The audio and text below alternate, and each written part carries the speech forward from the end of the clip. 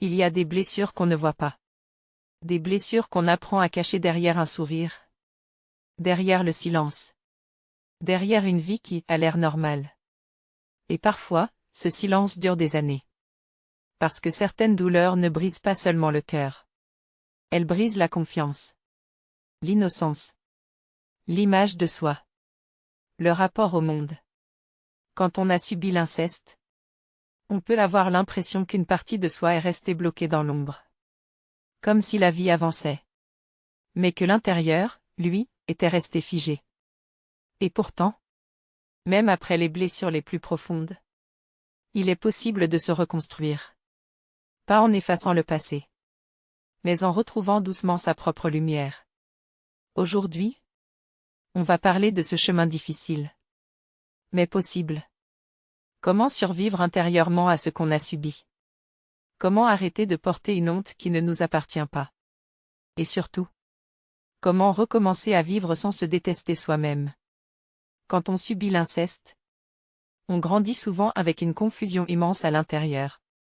Parce que le danger venait parfois d'une personne censée protéger. Parce que l'amour et la peur se sont mélangés. Parce qu'on t'a peut-être appris à te taire. À minimiser. Ou à croire que c'était normal. Et avec le temps, beaucoup finissent par porter une culpabilité invisible. J'aurais dû parler. J'aurais dû me défendre. Pourquoi je n'ai rien fait? Mais écoute bien cette phrase. Un enfant ne choisit jamais ce qu'un adulte lui impose. Jamais. Le silence d'un enfant n'est pas un consentement. C'est souvent un mécanisme de survie. Quand le cerveau est dépassé par la peur, il ne cherche pas à bien réagir. Il cherche simplement à survivre. Et beaucoup de personnes victimes d'inceste grandissent avec une guerre intérieure permanente. Difficulté à faire confiance. Honte du corps. Hypervigilance. Relations compliquées. Besoin constant de validation. Ou parfois, un vide qu'on ne sait même plus expliquer. Mais le plus important à comprendre, c'est ceci. Ce qui t'est arrivé fait partie de ton histoire. Mais ce n'est pas ton identité. Tu n'es pas cassé. Tu es blessé. Et une blessure peut cicatriser. Pas du jour au lendemain. Pas par magie. Mais pas à pas. Par exemple, certaines personnes passent leur vie à croire qu'elles sont trop sensibles, trop anxieuses, ou impossibles à aimer. Sans réaliser que leur corps vit encore dans un état d'alerte ancien. Le problème n'est pas qu'elles sont faibles. Le problème, c'est qu'elles ont dû survivre trop tôt. Et comprendre ça change déjà énormément de choses. Alors si la honte ne nous appartient pas, comment commencer à se reconstruire intérieurement? Après un traumatisme comme l'inceste, beaucoup de personnes vivent déconnectées d'elles-mêmes. Comme si leur corps était devenu un lieu dangereux. Comme si ressentir était devenu risqué. Alors la reconstruction commence souvent ici. Réapprendre à habiter son propre monde intérieur. Et ça commence par quelque chose de simple. Mais profondément difficile. Arrêter de se traiter comme un ennemi. Parce que beaucoup de survivants développent une voix intérieure extrêmement dure. Je suis faible. Je suis sale. Je suis brisé. Je ne mérite pas d'être aimé. Mais cette voix, ce n'est pas la vérité. C'est souvent la trace laissée par la douleur. Un exemple concret. Imagine une personne qui a grandi dans un environnement où elle ne se sentait jamais en sécurité. Plus tard, elle peut devenir adulte. Mais continuer à vivre comme si le danger pouvait surgir à tout moment. Elle suranalyse les regards. Elle s'excuse tout le temps. Elle se méfie de l'amour. Ou au contraire, elle accepte des relations qui la détruisent. Parce qu'au fond, elle ne croit pas mériter mieux. Et c'est là que commence le vrai travail intérieur. Apprendre à se donner ce qu'on n'a jamais reçu. De la douceur. De la sécurité. Du respect. Des limites saines. De l'écoute. Se reconstruire? Ce n'est pas redevenir la personne qu'on était avant.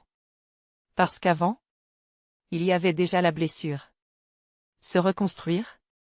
C'est devenir une version de soi qui n'a plus besoin de survivre en permanence. Pendant longtemps, Quand on a vécu un traumatisme, on peut fonctionner uniquement en mode survie. Faire semblant. S'anesthésier. Éviter. Contrôler. Se couper de ses émotions. Ou au contraire, être submergé par elles. Mais il arrive un moment où quelque chose change. Pas forcément un grand déclic spectaculaire. Parfois, c'est juste une fatigue immense de souffrir en silence. Et c'est souvent là que commence la guérison. Pas quand tout va bien. Mais quand on décide enfin. Je ne veux plus me détruire pour ce qu'on m'a fait. Et cette phrase change tout. Parce qu'à partir de là, tu ne regardes plus seulement ce que tu as perdu. Tu commences à regarder ce que tu peux reconstruire. Petit à petit, tu réapprends à poser des limites. Faire confiance à certaines personnes. Écouter ton corps. Dire non sans culpabiliser. Ressentir sans avoir honte. Exister sans demander pardon. Et un jour, sans même t'en rendre compte, tu réalises quelque chose d'immense. Le traumatisme est encore une partie de ton histoire. Mais il n'est plus le centre de ton identité. Et ça, c'est déjà une victoire immense. Se relever après l'inceste. Ce n'est pas oublier. Ce n'est pas effacer le passé. Ce n'est pas prétendre que tout va bien. C'est apprendre à vivre sans laisser la blessure décider de toute ton existence. Et si aujourd'hui tu écoutes cette vidéo, peut-être qu'une partie de toi est encore fatiguée. Encore en colère. Encore perdue. Mais écoute bien ceci. Ce qui t'est arrivé n'a jamais défini ta valeur. Jamais. Tu mérites la paix. Tu mérites le respect. Tu mérites d'être aimé sans peur. Tu mérites d'exister pleinement. Et même si le chemin est long, chaque pas compte.